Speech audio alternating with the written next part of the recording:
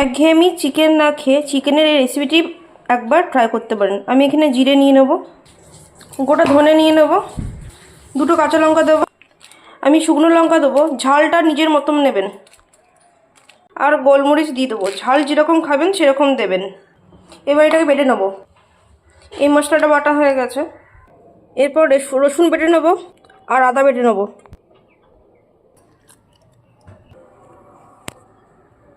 এবার অল্প করে পেঁয়াজ বাটবো। আমাদের বাড়িতে একটু আলু না হলে হয় না, তাই আমি চিকেনে আলু দিলাম। আলুটাকে লাল করে ভেজে নেবো। আর আপনারা যদি চিকেনে আলু না দেন তাহলে এটা স্কিপ করে যাবেন। আলু ভাজা হয়ে গেছে, এগুলো তুলে নেব। অল্প চিনি দিয়ে দেবো, দুটো এলাচ দিয়ে দেবো, দুটো লবঙ্গ ভেঙে দিয়ে দেবো, লবঙ্গ, অল্প দারচিনি দিয়ে দেবো, একটা শুকনো লঙ্কা দেবো। যখন দেখবেন চিনিটা এরকম ওপর দিকে ক্যারামেল হয়ে পেঁয়াজ দিয়ে দেবো। ভালো করে পেঁয়াজটাকে ভেজে নেব। এবার দেবো পেঁয়াজ, আদা, রসুন বাটাটা। মশলাগুলোকে একবার ভালো করে মিশিয়ে নেব। এবার ধুয়ে রাখা চিকেনগুলো দিয়ে দেবো। আজকে আমি 500 চিকেনের রেসিপিতে দেখাচ্ছি। আর দেবো জিরে, ধনে, কাঁচা লঙ্কা আর গোলমরিচ যেটা বেটেছিলাম সেটা দিয়ে দেবো। আর দেবো জল ঝরিয়ে রাখা টক দই, স্বাদ মতো নুন, হলুদ।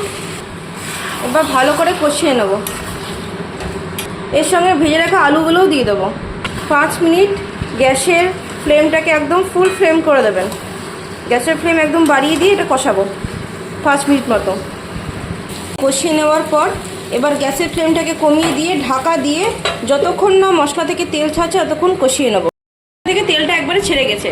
এবার যে পরিমাণে আপনার গ্রেভি লাগবে সেই পরিমাণে জল দেবেন। এটাকে ভালো করে মাংস আলু যতক্ষণ না সেদ্ধ হচ্ছে ততক্ষণ ফুটিয়ে নেবো ভালো করে। মাংসটা আলুটা ভালো করে সেদ্ধ হয়ে গেছে। এবার আমি একটু গরম মশলা দিয়ে দেবো।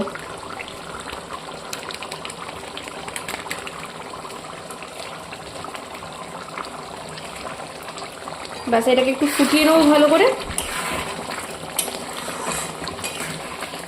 চিকেনের রেসিপিটি একবার ট্রাই করে দেখবেন, আশা করছি আপনাদের ভালো লাগবে। টাটা।